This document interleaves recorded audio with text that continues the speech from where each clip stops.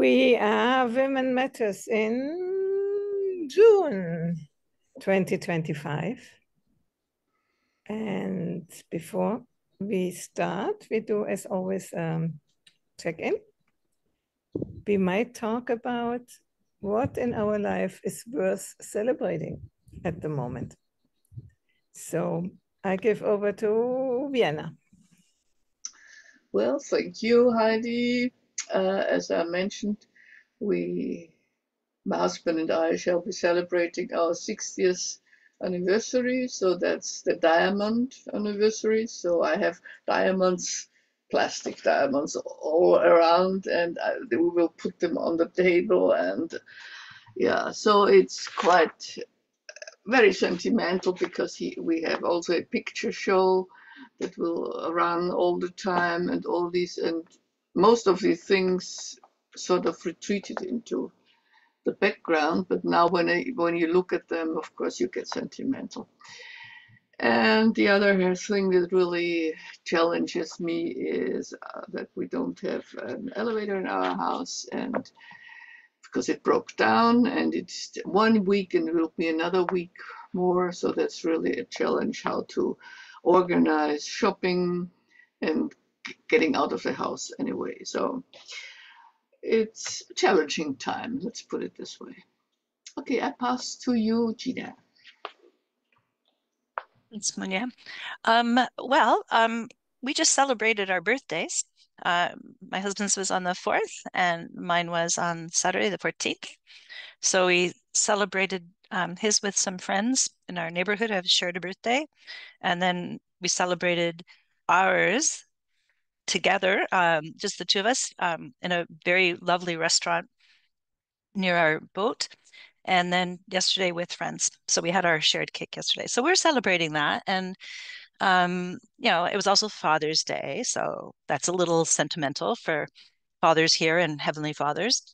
But, when we talk about celebrating, I feel here in Victoria that everything around you suggests that you should be celebrating. So, the flowers, the ocean, the people, there's a lot to celebrate. But I think it's a good thing that we do find ways to look at that from the positive side versus letting the rest of the world tell us that it's in trouble. You can just create your own little ISIS. Monia, I'm so excited for your anniversary. I mean, as you say, when you look back, all the things you've done over the 60 years, it's quite incredible. Raising children and doing what you do, and then families. It's going to be quite an adventure. Nice. Yeah, I will continue because Victoria she is not yet present, I think, still in the car. So what I notice listening to you, celebration, and it's also in my memory, is always connected with going out to eat, isn't it? The feast, the eating seems to be an integral part of celebration, isn't it? And actually, I have to celebrate because finally I have my new car Saturday. Yeah. And I said, I wrote to the person who helped me to choose it and to organize it and initiate it. I would love that he would be here and we could celebrate and go out for eating. But it's too far away, so we can't. But I think you're right. Celebration could be wherever you look, I mean, here you see the oleanders, they're in flower. There's another oleander there in flower. The roses are almost gone, but it is so beautiful, everything. We would have enough occasions to celebrate life and celebrate the earth and nature and everything. Instead, we are getting caught into this weird thing. You may have heard that we have had a terrible accident in Graz, an amok shooter. And yes, on Saturday there was the annual Schönbrunn concert where the Philharmonics play. And of course, they started rather sober and in memory there was an standing up, a quiet moment or minute, and then one of the tenors sang in German. It is Freunde des Lebenswert. So friends, life is worth living. And it was so moving. Everybody was just swallowing, and he sang it so beautifully. And so, and my daughter was there. She had VIP tickets, and she said it was so amazing that the applause started in the front and ended in the back, and he waited for everybody to. So he really sang it beautifully, and we thought, yeah, that's life is worth living, never whatever happens. And it was sort of a mixture of really deep sorrow and grief and just the joy of living. Yeah. Yeah, that is on parallel, no? What is happening in the world and all these horrible things and parallel with the beauty. And we always want to have only one thing and the good thing. And I think we need to get used to that. You cannot have one part of the stick. You have always both parts of the stick. You know? Oh, I see Victoria is coming. Okay, do your check-in. Hi, sorry. It's always very tight on Mondays. Before I share, I just because it turned out that the road was closed, so there was a detour and I got distracted. Monia, I didn't catch what the sorrow was in Schönbrunn. Oh no, in Graz, in the school there was an amok shooter, and he killed 11 children and one teacher, I believe, and then he killed himself. So, and this has never happened. Anything like this has never happened in Austria. So we had 3 days of state mourning, and yeah, and everybody was really shook up. And of course, the media, they enjoyed having something, but they were rather restrictive because everybody just said stop that and don't. And the pupils themselves, they asked for respect for. They wouldn't talk about something like this and in interviews and so on and so on. So people really reacted well, but nevertheless, this was something that shook up the whole country, and even other countries we got lots of participation. And yeah, but Victoria, I'm glad you're here and you can tell us about your concert. And Well, wait, and have your check-in first. well, my check-in is well, I'm back and I'm very, very exhausted. And the thing it's what's making me think a lot about the fragility of life is that somehow a situation with one of my heels has been building up. I tend to ignore things when I have like pain or something, because I always think, well, it's temporary, it'll go away. Because I have a lot of pain that comes and goes and comes and goes. So I just tend to ignore it. But it's definitely impacted my trip in a major way. And so now I'm going to have to go to the doctor, but it's made me think about especially because it was a reunion after the 45th reunion, and to see the tremendous mobility of most of my classmates and then be limping around. And I happened to be housed very far away from the activities. So that made everything harder because I was on my feet for day and night, all those receptions. So yeah, I mean, I've endless stories to tell, but I'm glad to be back. It was momentarily I was sorry to be back because I thought I sort of got a glimpse of what the outside world is like because I've been such a hermit for so long. Now I'm realizing that it's, I couldn't have sustained something like that over time. It was very intense and very emotional. But I heard in all of your check-ins, definitely over and over again, well, I mean, Heidi, it's up to you to decide on the theme, but the theme of celebration seems very evident on all hands. Oh, and I didn't know, I thought Diamond Anniversary was the 75th. And I thought, oh my goodness, Monia's, I've lost track of time. I thought she was only in her 80s. So it's 60, is that correct? Okay. So still, you were married very young. No, it's just I'm married at 23, so that's not very young. But we looked like children. Looking back, we looked like children. You'll have to send us photos. How was your playing, your music? Well, that is the saddest thing of all. It was so I don't know what it was. I don't even know how to speak about it. I played, but I didn't get to play, if you know what I mean. We probably don't know what I mean. When I was there 25 years ago, and Harvard paid my way to come and perform, it was like a real, I mean, it was something real. I got to play, some solos. I got to lead a string quartet and some chamber music, some Mozart and some other pieces.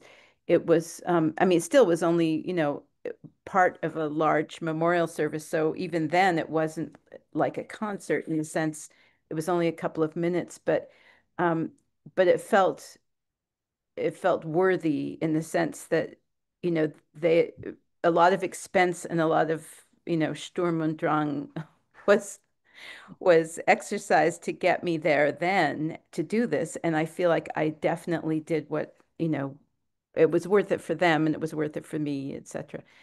This time, it was, I mean, if I told you the whole story, it would take the whole hour.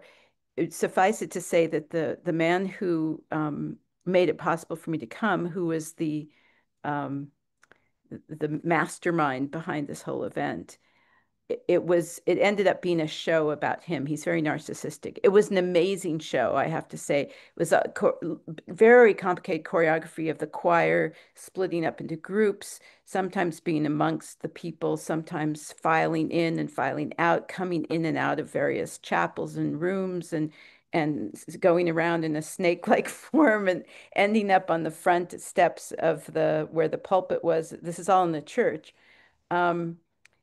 And there were four of us, four string. It was technically a string quartet, but as all of us lamented, we didn't play any string quartet. We didn't play any music.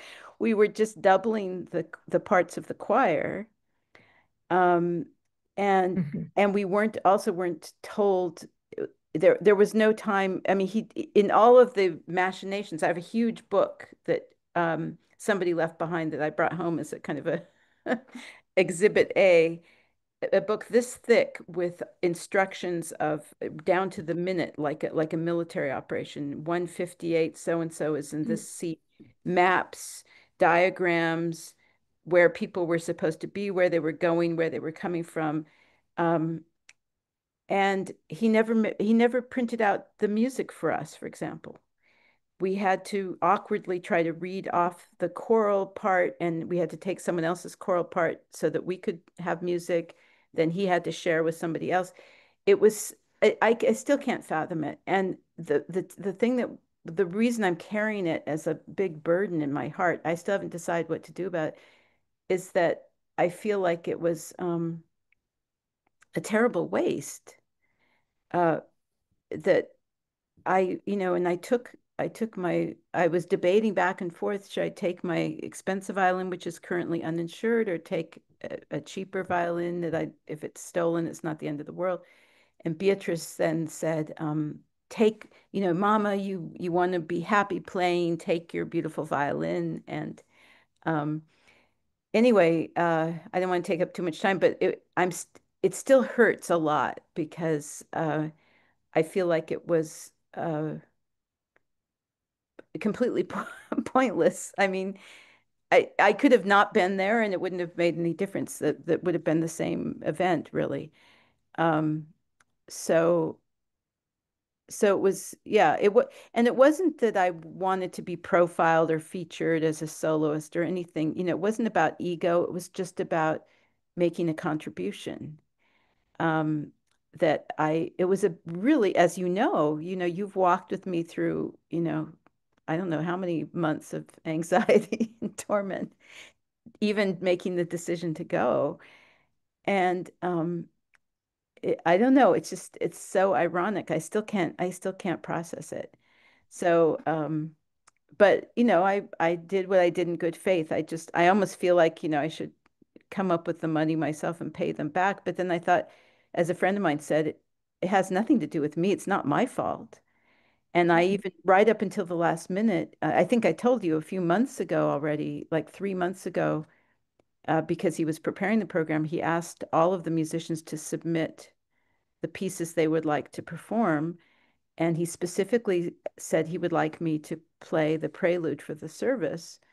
And I gave him a whole list of repertoire that I said he could choose from it, or I could do all of it because they're all short pieces suitable for the occasion. And he just breezily wrote back just before I was leaving. Oh, yes, those are excellent pieces, but we don't need them. And So so coming back to what it feels like, at least feels like the possibility which you could have given to the world wasn't accepted, that the feeling of being there somehow in vain, yeah, and and we could do more in our lives and it is not accepted, and it's hard. Also, this could be a good topic, by the way, because it happens often. well, also because as you all know, for me, it's I've been in a terrible depression now for over a year or 2 years. I don't even know how long. I've lost track because every time I try to offer something, it's rejected. And so it was so exciting for me to finally, now I can share and play and perform and do something meaningful. And then even that didn't work, and it feels even more painful because it's one thing to send a proposal by email and somebody says, "Oh, that's very interesting, but we can't use your concert or your lectures or whatever right now." At least one hasn't invested a lot of time and energy and effort into the thing. It's simply a proposal. In this case, there I was with my beautiful violin. I especially brought the beautiful violin. It just seemed so, I don't know. Yeah. But I like the celebration. I think that's a better topic if all of you are just because that was apart from that, this whole business, which was very, frustrating and upsetting. The other aspects of my trip were all about celebration. And so I think that's, if we want to have a positive, and after the tragedy in Graz, maybe that's what we all need is turn to the celebration. Well, and the beauty. I love that idea of what you were saying, Gina, in the check-in about how beautiful everything is, and Heidi also about the flowers that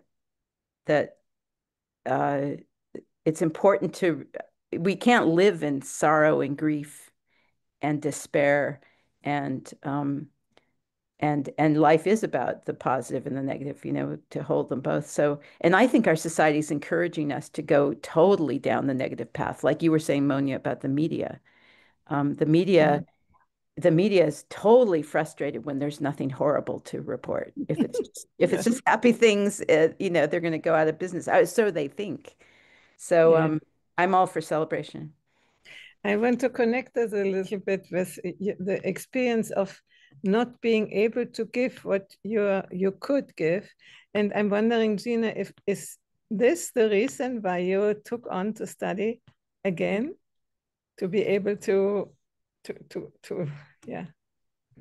In part, if I take that angle, it is because when people feel a lack of purpose, then it generally falls to depression. And a lot of the messages that society gives us is that you're retired, so now you rest. That's all you do. You don't contribute. You're a burden to society. You're a burden to the healthcare system, maybe a burden to your family. And yeah, it doesn't matter what your physical health is. If you have some simple purpose, reason to get out of bed in the morning, that's enough. Like that can be enough. And so not everybody thinks that way because we've been told that something else would happen. I mean, I think there's the usual celebration, if we stay on the topic, of, oh, you're retired. Here's your watch, here's your plaque. And you're lucky you don't have to work anymore, you know, but you lose so much, right? You lose your work friends, you lose your routine. But everybody paints it as if it's this golden time, and it doesn't magically become that. You have to work at making it your time. And it was really about people living much longer than they anticipated, and they just didn't know what to do with all this extra. And it's about 18 years for us. That's a long time when you don't have any role model, unless you had, the one little old lady who at 103 is still having her schnapps after dinner, and dancing up a storm. Or in Canada, we apparently have a librarian up in the north who runs the library at 103. Yeah, but I think, Victoria, one thing I want to comment is, celebrations are rarely perfect. And we always, I think we have this fairy tale expectation of how we've envisioned things will work out, whether it's a wedding or a birthday. And there's always that funny little thing that goes wrong. And that funny little thing may be noticed by other people or not noticed by other people. But sometimes you can catastrophize something that really doesn't need to be. And I'm not reflecting on your experience because I don't want to minimize what you went through. But a simple little thing. I'll just use an example. On Canada Day, many years ago, my husband and I, as part of the Canada Day, were invited to meet Prince William and Kate in a celebration.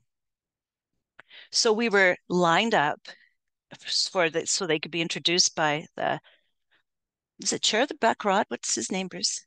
What's Clerk of the Black Rod? Anyways, so they had our names, and this guy had infiltrated, who wasn't supposed to be there, infiltrated between Bruce and I. And I didn't realize it till the last moment. And this guy who was supposed to introduce was looking very confused. And I was so upset because I wanted to be introduced as a couple, because they're a couple and we're a couple. And this man was in the middle. And I thought, this man ruined my whole day.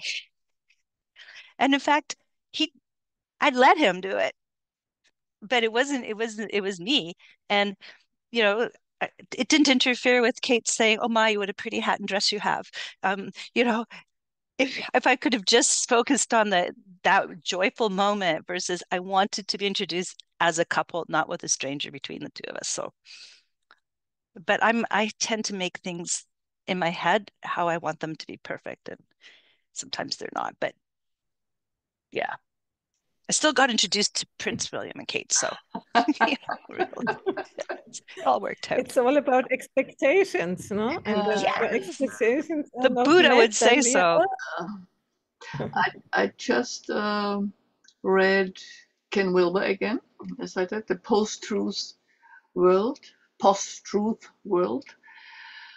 fake news, and he says that I believe already in 20, well, that's his, I think he's wrong about that, but in 2050, about 70 or 80% of all the work will be done by artificial intelligence. So people will live much longer and won't have anything to do. So what are they going to do? And of course, he's, as you can expect from Wilbur, he wants them to go inside and from the materialistic world and go to the spiritual side. But I don't think it will work for everybody like this. When you are on an amber or orange level, you're not much interested in spirituality. Anyway, living longer, well, I'm lucky because I started going inside after being 31. So that's more than 50 years now. And I'm still very glad that I did. But I was showered with grace unexpectedly, and then I tried to find out what had happened. So I do wonder how expectations prevent something to happen. So what I'm doing now is that when I go into a situation, I don't expect anything. I just let it happen and face it and enjoy it. And for me, this works rather. Even going down the stairs and not having an elevator, I use it as an exercise and walking exercise. So not to expect a situation to be a certain way helps me, at least it helps. And I'm just reading a book about Buddhism where a monk is interviewing himself, as Wilbur did in one of his books, because then he gets the right questions to answer if he interviews himself. And this monk, he explained that Buddhism is just about action in the world. It's not about an ideal that is somewhere in heaven, like most of the other main religions, and gods or goddesses, not even about a soul. And I find that very comforting because this is what I do now. I do a lot more of meditation for the last couple of weeks, even at night, and I find it very right, just right. Just sitting and being aware of what is it's just a great idea. Yeah, and what I was going at is that I found out that as children and in our younger years, we were conditioned to do and not to be. And that's what makes a lot of a difference. And to learn just to be is what we have been doing all our life. My husband still hasn't given up to do. He needs a lot of things to do. But I just found out that I'm getting better at being, which is a good thing. Okay. I don't feel like celebrating that, but it's a good thing. Yeah. I think do it's the think Buddha that who when said, you're at expect nothing and accept everything. yeah. My internet is slow, I guess. So I was saying for me, it is quite an achievement to be able to be without being pressured to do something. So not easy. This unquietness, this sort of now do this and do this. Oh no, I should go inside. Okay, no, I have to do this and I have to do this and I have to do this. So this is quite difficult. I'm very aware of it, but I'm not really good at it yet, I would say. Just sitting there and looking at my flowers on the balcony and not I can do that also for 10 minutes. Just leaving them as they are. It's not easy. No, yeah. No, it's not.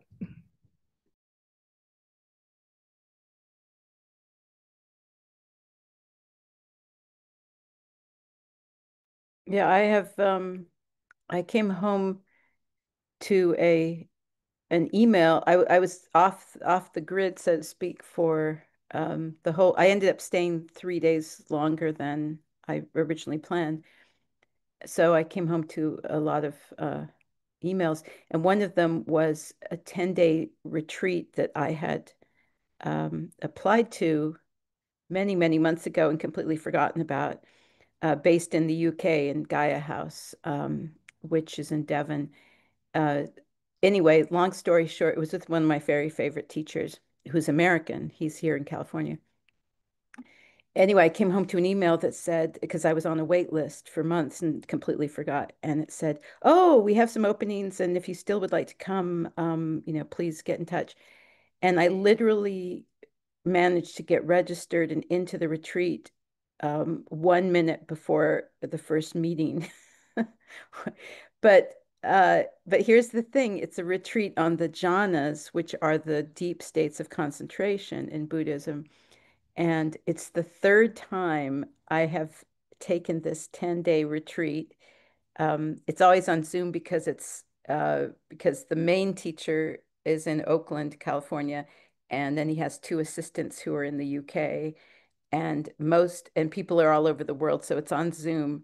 So people are trying to follow their schedule, but it's supposed to be, in noble silence, for 10 days, only meditating, only, the only time you ever have contact with the outside world is during the Dharma talks, one of which is at 3 in the morning for me, so I'm supposed to be watching the recordings.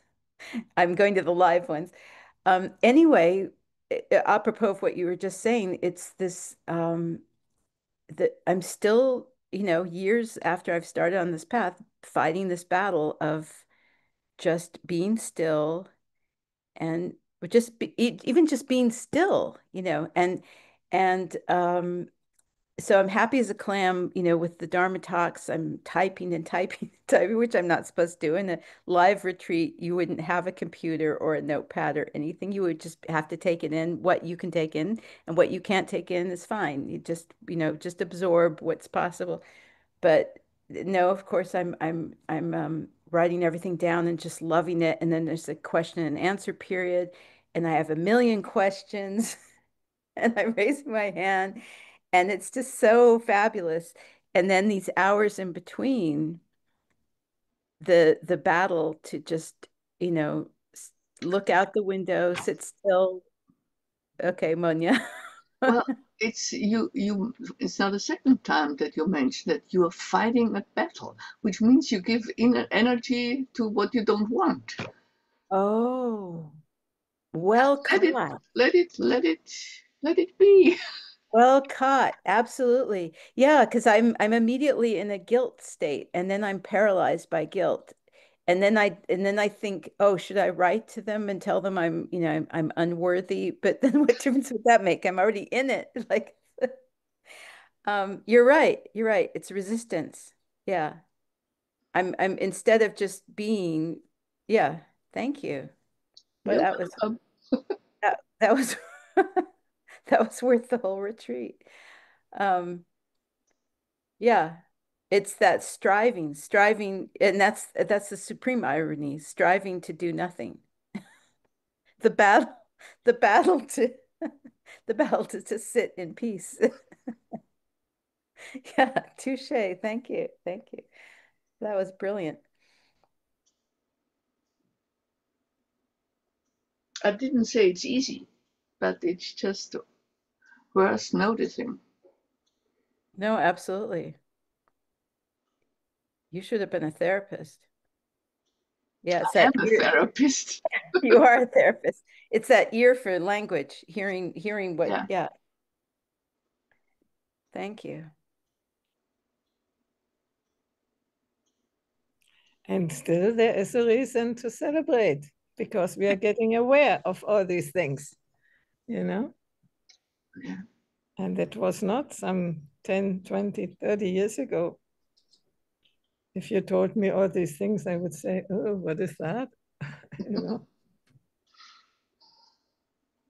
Well, that's where, for me, the two traditions, I mean, that I'm most involved in, Christianity and Buddhism, are really dovetail beautifully. This idea that actually it's the difficulties in life and the suffering. I mean, it's in every spiritual tradition, I'm sure, but just yesterday, my one of sort of I consider my son, my daughter's best friend from childhood. I hadn't heard from him for a long time, and I wanted to get in touch with him now that I'm back. And turns out everything that could go wrong went wrong. He's been very, very ill. It turns out it was mold in the apartment, and the landlord moved them into another apartment.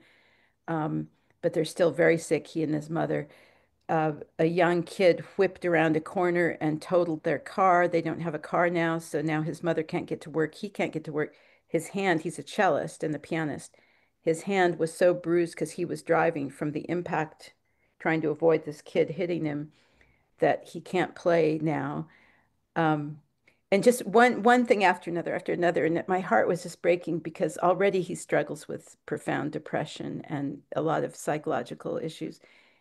And and then I remembered that just this yesterday morning, the second reading in the Mass was St. Paul talking about how affliction produces endurance, which produces patience, which produces virtue, and this whole list. And we had just been talking about the same thing in the Buddhist sutras a few hours earlier.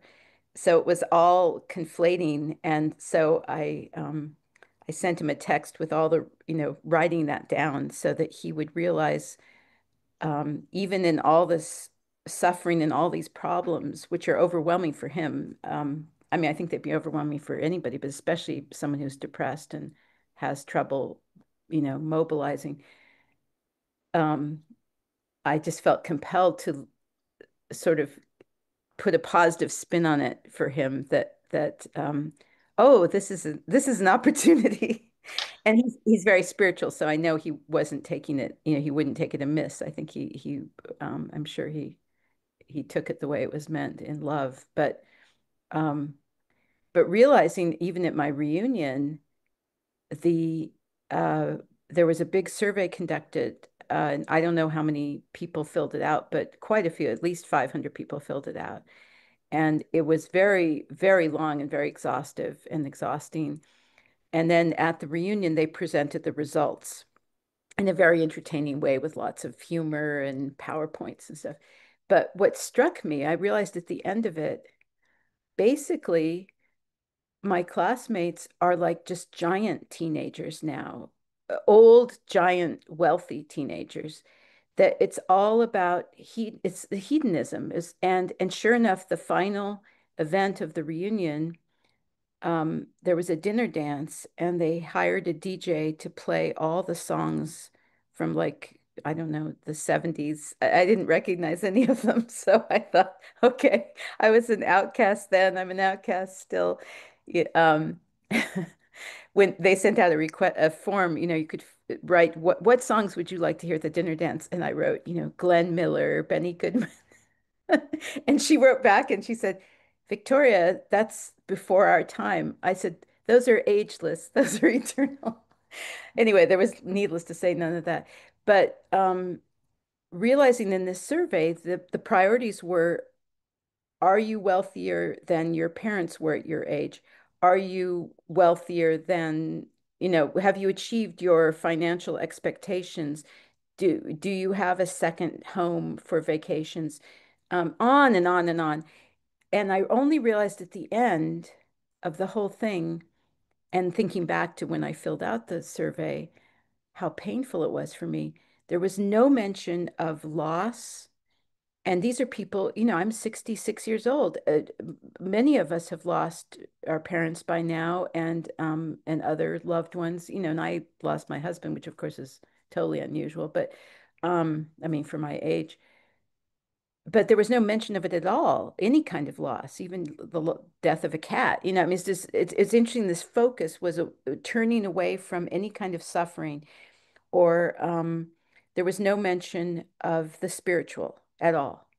Like, have you, in any way, shape, or form? I mean, even trivial questions about, even do you go to a church or a temple, or do you meditate, or nothing.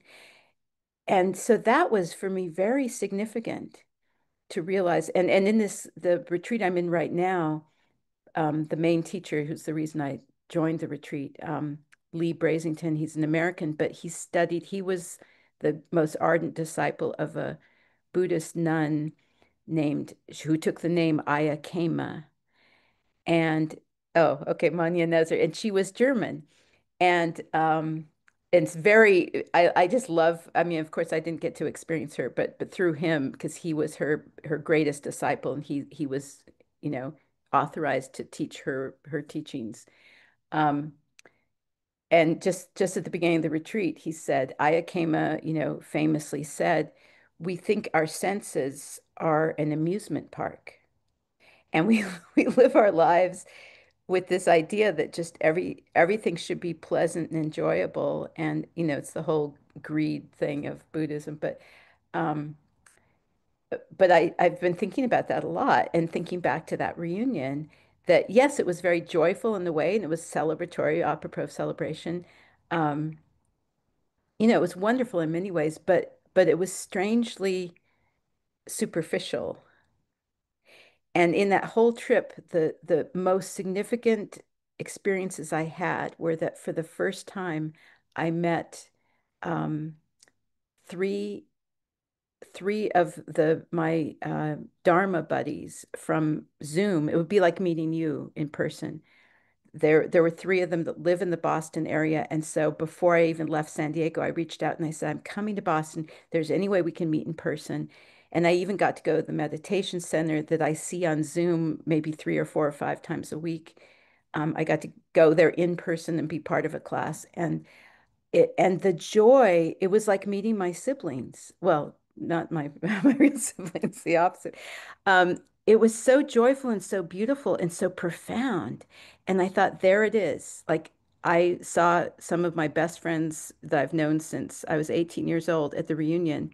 It was totally superficial. It was nice. Nice to see that, they don't look as haggard and ancient as I thought they would, or whatever, it's a trivial. It was nice enough, but meeting these Buddhist friends whom I'd never seen in the flesh at all and never done anything more than share gratitudes, but every day sharing 3 gratitudes, it's amazing how intimate that is. And it just brought me to tears again and again, this sense of, and I know it would be like that if I met you in person. It's because the relationship is founded on the spiritual, on being and who we are and what we, the path that we're on and what we believe in. And that's worth everything else. The other things are just details. So anyway, I didn't mean to talk so long, but that was, I think, the most profound takeaway from that whole trip, that's what really matters in life. And the rest is just, yeah, if, like you said, Monia, if you just sit and look at your flowers, like, that's enough. Or Heidi, your flowers, or Gina looking at the ocean, and or your, the garden or whatever. It's But it's hard because there's so much resistance in the society wants us to do and do and do.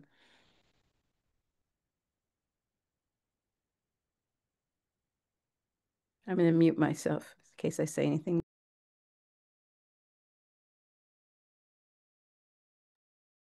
Well, Victoria, I'm struck once again by I think celebrations, we have to accept that even when we're celebrating 60 years of marriage for you, Monia, Bruce and I will be celebrating 40. Would we say that every single day was a beautiful sunny day?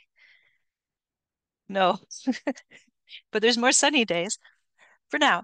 But I think that's the interesting contrast. So now I'm just going to get all weird on you and say, oh, so the whole purpose was not playing for Harvard. It was to meet your friends in person. It wasn't had nothing to do with Harvard. That was just a vessel. It was just a segue, and you got you got so much more out of it. But also, I think your observations on the questions and the culture, and was I part of this? Do I want to be part of this? That's a pretty profound experience too. So I'm sorry about the disappointment, but on the other hand, I'm I'm celebrating with you for what you came away with it. And maybe that was exactly the primer you needed to do this retreat. And somehow it all seems that magically it's weaving its way as it should. Yeah. So.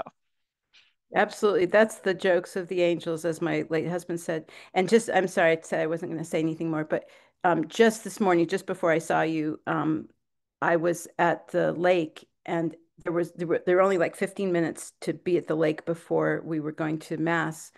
And it almost seemed like a waste of time, but we went anyway. And the cosmic reason, because usually I go there for exercise, for walking, but because of my heel, I can't walk right now. There was a pigeon that had gotten its foot caught on a fishing line, and in its desperation to get rid of the fishing line, it had gone around and around and around and around its foot, which I didn't see till later. And my friend and I were trying to figure out a way to help it, but of course it was caught. So when we tried to hold the line, it pushed against it and it was like flying a kite, but anyway, and I was scared it was going to break a wing. It was so desperate. And so, anyway, long story short, we found a fisherman who was fishing because we needed to find something to cut the fishing line. And he caught the bird and he cut the fishing line, but then it was a million turns around its little leg, this tiny little, like a toothpick. And so it took three of us to save this bird, and I was the one that was finally in charge of getting the line untangled. And I thought back to how many necklaces, how many chains I had to get knots out of as a child of necklaces. Anyway, so the bird, I managed to get it, it took quite a while, but I managed to get the line undone. And the bird flew away, and it was the most beautiful, I mean, it's just like the most beautiful experience. And then, just as you said, Gina, I realized, oh, that all of this was for that. Like this sudden spontaneous thing just to go for 5 minutes to the lake for no apparent reason. I can't exercise, there's nothing to do. And but that bird would probably be dead now. Or not, maybe not now, but anyway, it was so beautiful again, exactly. Like that was the reason, and that's the joke of the angels thing. That you can't always see the cosmic purpose behind what's going to happen. But if you're open to it, like my late husband and I said, he said, look for the miracles. Every day, look for the miracles. They're there. They're always there. You just have to see them. Okay, now I talked again too much, but I'm glad I got to share the pigeon story. It was very beautiful. Look for the miracles. I think this is a good ending in our lives, looking for the miracles. That would be a pathway to follow, in my opinion. And this would be my checkout. And I give over to you. Well, my checkout is that, as Victoria mentioned, that we are all so much interconnected. So why should we worry? And Iran and Gaza right now, it will untangle itself somehow. That's what I'm hoping. And one of the chapters in Wilber's book about Trump is that evolution corrects itself by having Trump do what he does in amber or blue, we call it formally, and red and narcissistic, and maybe green will finally find out what it needs to do to be the leading edge of consciousness again, world-centric. And yeah, I wonder what Wilbur will think, because this book was written before the second election of Trump, so it takes a long time to seep in, is my opinion. All right, thank you. It was quite, yeah. I've never been to a Zoom retreat. I'm wondering. Yeah, I'm right now also reading Salzburg. She is connected with Cornfield, and so it's the whole Jewish community that converted to Buddhism, and they are the best in telling what it's all about. And hers is about the metta meditation, so joy and peace and love. So this is all what, yeah, my husband said Buddhists don't, what is it? Segnen? Heidi, segnen? Unmute yourself. Sing. Segnen? No, Yes. Zegnen, bless. Bless. Buddhists don't bless. That's not true. Buddhists bless all the time. Oh, that's what metta is. Yeah. Yeah. So I bless you all and wish you a wonderful month. Yeah. Thank you. Monia, which book are you reading by Sharon Salzberg right now? Metta meditation. Oh, the Metta meditation. Okay. Yeah, I've done a number of courses with her. She's great. She's very I don't know what the word, I was going to say sachlich. She's very level. Well, she was, I guess she's bodily challenged a lot with her thyroid glands, and so she really knows what suffering in the body means. And yeah. I really like her because she's so grounded. She's very grounded. Okay, I've talked way too much. I just want to say how happy I am to see you all again, and I'm very touched that you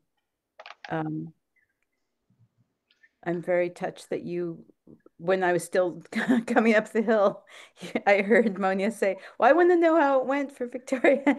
I just love all of you, and I'm really grateful for you. And I know now, having met some of these Zoom figments in 3 dimensions in the flesh, how we really are interconnected. And so I hope someday I can meet all of you in person. So thank you. And thank you, Monia, for the battle, for calling me out on that. That's going to be my meditation for the day. Thank you. I'm going to be really brief because I'm meeting with my supervisors at 10 and I'm in charge of the meeting. So thank you. I think it was beautiful. I appreciated this time, and I'm going to keep focusing on my flow. We'll see you in a couple of weeks. Bye. Bye. Keep singing, Heidi. Okay. Bye.